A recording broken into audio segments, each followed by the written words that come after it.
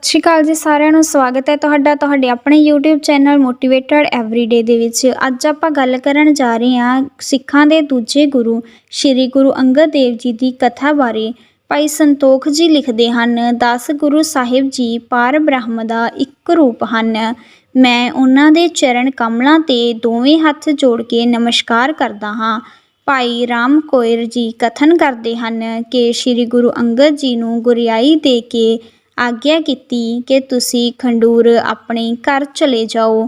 ਖੰਡੂਰ ਤੁਰਨ ਸਮੇਂ ਗੁਰੂ ਅੰਗਦ ਜੀ ਨੇ ਸ਼੍ਰੀ ਗੁਰੂ ਨਾਨਕ ਜੀ ਦੇ ਚਰਨਾਂ 'ਤੇ ਮੱਥਾ ਟੇਕਿਆ ਅਤੇ ਚਰਨ ਧੂੜ ਮੱਥੇ ਉੱਤੇ ਲਾਈ।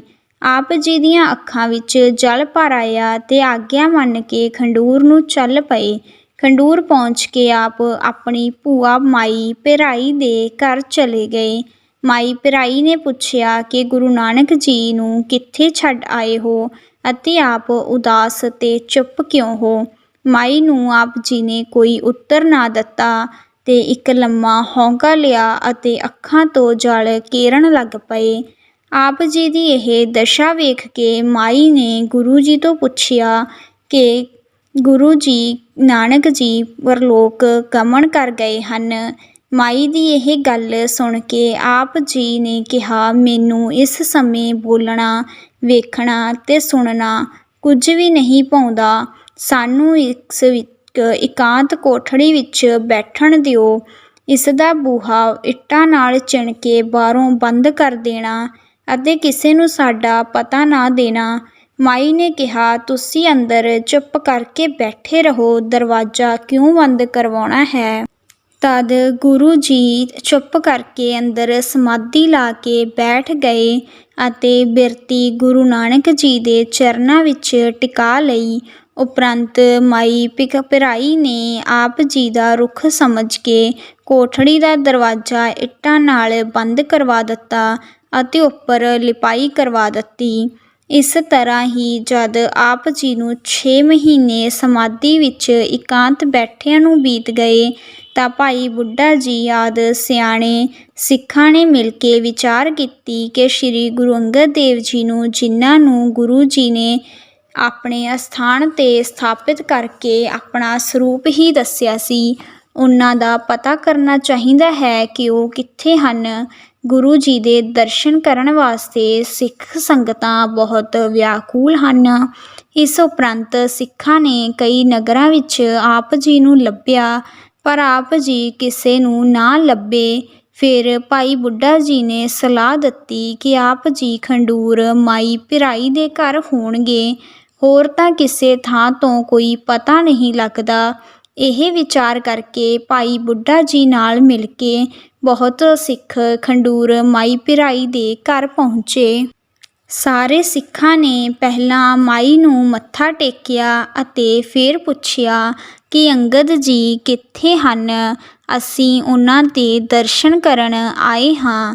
ਜਦ ਮਾਈ ਪਿਰਾਈ ਚੁੱਪ ਕਰ ਰਹੀ ਤਾਂ ਸਿੱਖਾਂ ਨੇ ਸਮਝ ਲਿਆ ਕਿ ਗੁਰੂ ਜੀ ਕਿਤੇ ਇੱਥੇ ਹੀ ਹਨ।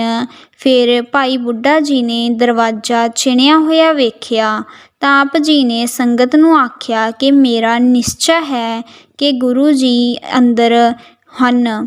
ਤਦ ਭਾਈ ਬੁੱਢਾ ਜੀ ਨੇ ਦਰਵਾਜ਼ੇ ਅੱਗੇ ਖੜ੍ਹੇ ਹੋ ਕੇ ਪਹਿਲਾਂ ਗੁਰੂ ਜੀ ਨੂੰ ਨਮਸਕਾਰ ਕਰਕੇ ਆਖਿਆ ਕਿ ਮੇਰਾ ਨਾਮ ਭਾਈ ਬੁੱਢਾ ਹੈ। ਸੰਗਤ ਆਪ ਜੀ ਦੇ ਦਰਸ਼ਨ ਕਰਨ ਵਾਸਤੇ ਬਹੁਤ ਵਿਆਕੂਲ ਹੈ, ਇਸ ਵਾਸਤੇ ਆਪ ਬਾਹਰ ਆਣ ਕੇ ਸੰਗਤ ਨੂੰ ਦਰਸ਼ਨ ਦੇ ਕੇ ਨਿਹਾਲ ਕਰੋ। ਉਪਰੰਤ ਭਾਈ ਬੁੱਢਾ ਜੀ ਨੇ ਇੱਟਾਂ ਦਾ ਪਰਦਾ ਆਪਣੇ ਹੱਥਾਂ ਨਾਲ ਲਾ ਦਿੱਤਾ ਅਤੇ ਵੇਖਿਆ ਕਿ ਗੁਰੂ ਜੀ ਸਮਾਧੀ ਵਿੱਚ ਟਿਕੇ ਹੋਏ ਹਨ। ਸਾਰੀ ਸੰਗਤ ਨੇ ਆਪ ਜੀ ਦੇ ਚਰਨਾਂ 'ਤੇ ਮੱਥਾ ਟੇਕਿਆ ਅਤੇ ਭਾਈ ਬੁੱਢਾ ਜੀ ਨੇ ਚਰਨ ਝੱਸ ਕੇ ਸਮਾਧੀ ਖੁਲਾਈ। ਗੁਰੂ ਸਾਹਿਬ ਜੀ ਸਿੱਖ ਸੰਗਤਾਂ ਨੂੰ ਭਾਈ ਬੁੱਢਾ ਜੀ ਨਾਲ ਵੇਖ ਕੇ ਬਹੁਤ ਪ੍ਰਸੰਨ ਹੋਏ ਅਤੇ ਗੁਰੂ ਨਾਨਕ ਦੇਵ ਜੀ ਨੂੰ ਯਾਦ ਕਰਕੇ ਪ੍ਰੇਮ ਵਿੱਚ ਆਣ ਕੇ ਕਿਹਾ ਕਿ ਸਤਿਨਾਮ ਦਾ ਸਿਮਰਨ ਕਰਿਆ ਕਰੋ। ਇਸ ਗੱਲ ਦੀ ਖਬਰ ਸੁਣ ਕੇ ਗੁਰੂ ਸਾਹਿਬ ਜੀ ਖੰਡੂਰ ਵਿੱਚ ਹਨ। ਦੂਰ ਦੂਰ ਤੋਂ ਸਿੱਖ ਸੰਗਤਾਂ ਆਪ ਜੀ ਦੇ ਦਰਸ਼ਨ ਕਰਨ ਵਾਸਤੇ ਆਉਣ ਲੱਗੀਆਂ। ਕੁਝ ਦਿਨਾਂ ਉਪਰੰਤ ਗੁਰੂ ਜੀ ਨੇ ਭਾਈ ਬੁੱਢਾ ਜੀ ਨੂੰ ਕਿਹਾ ਕਿ ਕੋਈ ਐਸਾ ਸਿੱਖ ਹੋਵੇ ਜਿਹੜਾ ਸ਼੍ਰੀ ਗੁਰੂ ਨਾਨਕ ਸਾਹਿਬ ਜੀ ਦੀ ਆਦਿ ਤੋਂ ਅੰਤ ਤੱਕ ਸਾਨੂੰ ਕਥਾ ਸੁਣਾਵੇ। ਤਦ ਭਾਈ ਬੁੱਢਾ ਜੀ ਨੇ ਕਿਹਾ ਕਿ ਮਹਾਰਾਜ, ਇੱਕ ਬਾਲਾ ਜੱਟ ਤਲਵੰਡੀ ਦੇ ਰਹਿਣ ਵਾਲਾ ਗੁਰੂ ਜੀ ਦੇ ਨਾਲ ਹੀ ਆਪ ਜੀ ਦੀ ਸੰਸਾਰ ਯਾਤਰਾ ਵਿੱਚ ਰਿਹਾ ਹੈ। ਉਹ ਆਪ ਜੀ ਨੂੰ ਸਤਿਗੁਰ ਦੇ ਸਾਰੇ ਕੌਤਕ ਵਰਣਨ ਕਰਕੇ ਸੁਣਾ ਸਕਦਾ ਹੈ। ਕੁਝ ਦਿਨਾਂ ਉਪਰੰਤ ਭਾਈ ਬਾਲਾ ਵੀ ਤਲਵੰਡੀ ਤੋਂ ਆਪ ਜੀ ਦੇ ਦਰਸ਼ਨ ਕਰਨ ਵਾਸਤੇ ਆ ਗਿਆ। ਉਸਨੇ ਗੁਰੂ ਜੀ ਦੀ ਆਗਿਆ ਮੰਨ ਕੇ ਸ਼੍ਰੀ ਗੁਰੂ ਨਾਨਕ ਦੇਵ ਜੀ ਦੀ ਸਾਰੀ ਕਥਾ ਉਹਨਾਂ ਨੂੰ ਸੁਣਾ ਦਿੱਤੀ। ਗੁਰੂ ਜੀ ਸਾਰੇ ਪ੍ਰਸੰਗ ਸੁਣ ਕੇ ਬੜੇ ਪ੍ਰਸੰਨ ਹੋਏ ਅਤੇ ਵੈਰਾਗ ਦਸ਼ਾ ਨੂੰ ਤਿਆਗ ਕੇ ਸਿੱਖਾਂ ਪ੍ਰਤੀ ਦਰਸ਼ਨ ਉਪਦੇਸ਼ ਦੇ ਕੇ ਨਿਹਾਲ ਕਰਨ ਲੱਗੇ। ਸਤਿਗੁਰ ਜੀ ਨਿੱਤ ਹੀ ਸਵਾ ਪਹਿਰ ਰਾਤ ਰਹਿੰਦੀ ਉੱਠ ਕੇ ਸ਼ੌਚ ਇਸ਼ਨਾਨ ਕਰਕੇ ਆਪਣੇ ਸਰੂਪ ਦਾ ਧਿਆਨ ਧਰ ਕੇ ਅਡੋਲ ਸਮਾਧੀ ਵਿੱਚ ਟਿਕ ਜਾਂਦੇ। ਜਦ ਸੂਰਜ ਚੜ੍ਹ ਪੈਂਦਾ ਤੇ ਸਮਾਧੀ ਤੋਂ ਉੱਠ ਕੇ ਬਾਹਰ ਆਉਂਦੇ ਤਾਂ ਜਿਸ ਰੋਗੀ ਸੋਗੀ ਉੱਤੇ ਆਪ ਜੀ ਦੀ ਪਹਿਲੀ ਦ੍ਰਿਸ਼ਟੀ ਪੈਂਦੀ, ਉਹ ਨਵਾਂ ਨਿਰੋਇਆ ਹੋ ਜਾਂਦਾ। ਇਹ ਆਪ ਜੀ ਦੀ ਕਿਰਪਾ ਦ੍ਰਿਸ਼ਟੀ ਦੀ ਧੂਮ ਸਾਰੇ ਜਗਤ ਵਿੱਚ ਫੈਲ ਗਈ ਅਤੇ ਸੈਂਕੜੇ ਬਿਮਾਰ ਲੋਕ ਰਾਤ ਨੂੰ ਹੀ ਆਪ ਜੀ ਦੇ ਘਰ ਅੱਗੇ ਆਣ ਬੈਠਦੇ ਅਤੇ ਆਪ ਜੀ ਦੀ ਕਿਰਪਾ ਦ੍ਰਿਸ਼ਟੀ ਨਾਲ ਰਾਜੀ ਹੋ ਕੇ ਆਪ ਜੀ ਦਾ ਜਸ਼ ਕਰਦੇ ਹੋਏ ਘਰਾਂ ਨੂੰ ਜਾਂਦੇ। ਉਪਰੰਤ ਰਬਾਬੀ ਕੀਰਤਨ ਕਰਨ ਜਾਂਦੇ ਅਤੇ ਆਪ ਜੀ ਆਪਣੇ ਸਿੰਘਾਸਨ ਉੱਤੇ ਬੈਠ ਕੇ ਬੜੇ ਪ੍ਰੇਮ ਨਾਲ ਸੁਣਦੇ। ਜਦ ਰਸੋਈਆ ਆਣ ਕੇ ਬੇਨਤੀ ਕਰਦਾ ਕਿ ਭੋਜਨ ਤਿਆਰ ਹੈ ਤਾਂ ਆਪ ਜੀ ਆਪਣੇ ਸਾਰੇ ਚੌਂ ਵਰਨਾਂ ਦੇ ਸਿੱਖ ਸੇਵਕਾਂ ਨਾਲ ਲੰਗਰ ਵਿੱਚ ਬੈਠ ਕੇ ਪ੍ਰਸ਼ਾਦਾ ਛਕਦੇ। ਪੱਤਰਾਂ ਉੱਤੇ ਭੋਜਨ ਪਰੋਸਿਆ ਜਾਂਦਾ ਅਤੇ ਮਿੱਟੀ ਦੇ ਸਕੋਰੇ ਜਲ ਛਕਣ ਵਾਸਤੇ ਵਰਤੇ ਜਾਂਦੇ। ਉਪਰੰਤ ਪਿੰਡ ਦੇ ਬੱਚਿਆਂ ਨੂੰ ਇਕੱਠਾ ਕਰਕੇ ਉਹਨਾਂ ਨਾਲ ਮਿਲ ਕੇ ਦਿਲ ਪਰਚਾਵਾ ਕਰਦੇ।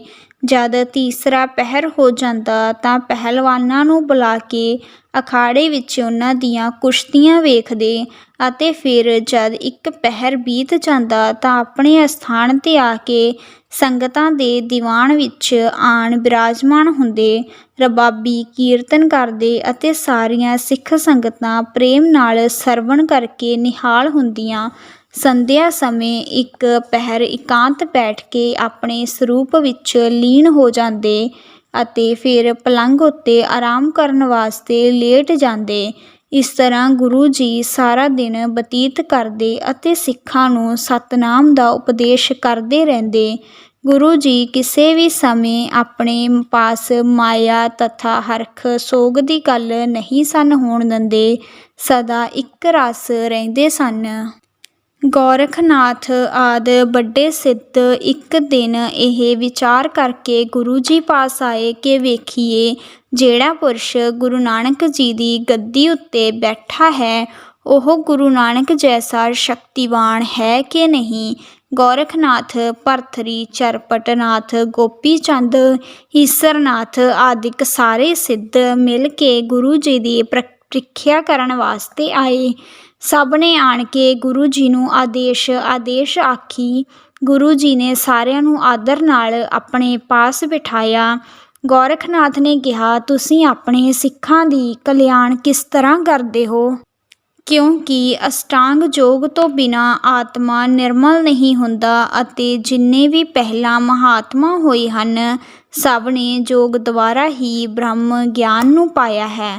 ਗੁਰੂ ਜੀ ਨੇ ਕਿਹਾ, ਕਲਯੁਗ ਵਿੱਚ ਉਮਰਾਂ ਥੋੜ੍ਹੀਆਂ ਹਨ ਜਿਸ ਕਰਕੇ ਪੂਰਨ ਯੋਗ ਸਿੱਧੀ ਨਹੀਂ ਹੋ ਸਕਦੀ।